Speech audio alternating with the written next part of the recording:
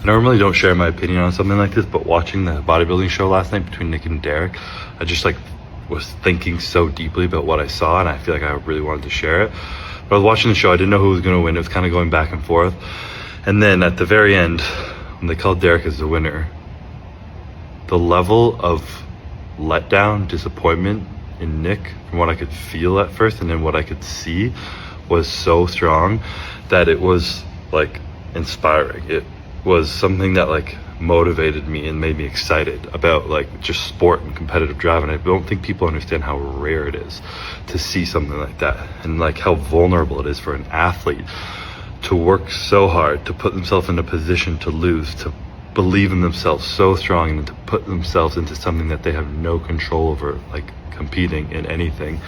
That's a very like challenging, vulnerable thing, and not many people in their life will ever experience that level of disappointment, because they'll never even work hard enough to earn that.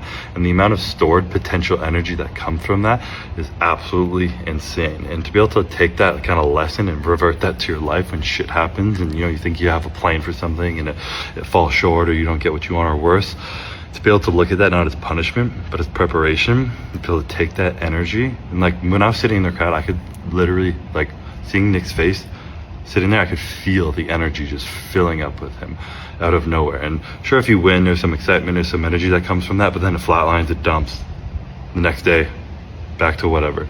But when you lose something like that, there's so much energy that you can put towards good, towards making yourself better, to put towards driving yourself. And I don't think people understand that, like how hard that is to earn that level of energy, like the setbacks he's had over the years, the amount of work he's put in, the amount of belief he's had in himself. Say what you want about him, this isn't about him personally at all. This isn't about anything personally. This is just like true like competitive sport like mindset. That's admirable. That's something that's rare. Maybe it's not like healthy or conducive to normal life, but hey, neither is bodybuilding. But to be able to look at a competitor like that and see that level of disappointment, there's such a huge lesson in there of understanding the amount of energy that comes from that you have to work so hard for so long, to have successes and setbacks back and forth, to just be able to get to that point, to feel something so deeply. I don't think people understand how rare that is. And I had goosebumps sitting in the crowd. I didn't even have a reaction to the show. I was just sitting there staring at him, thinking about all this. I was like, wow.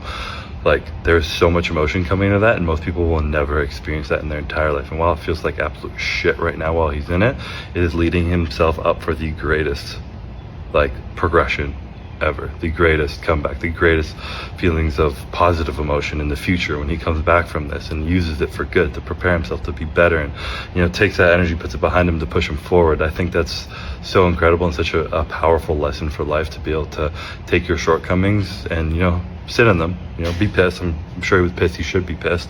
I would hope if I ever lost in Olympia, I would have felt exactly the same, because you love and you care about something, you're working so hard for it, you should be disappointed. But to be able to take that after you let yourself work through the emotions of anger and sadness and grief, and then to be able to put that behind you and get back to work and use it to fuel you, to make you better, that fires me up.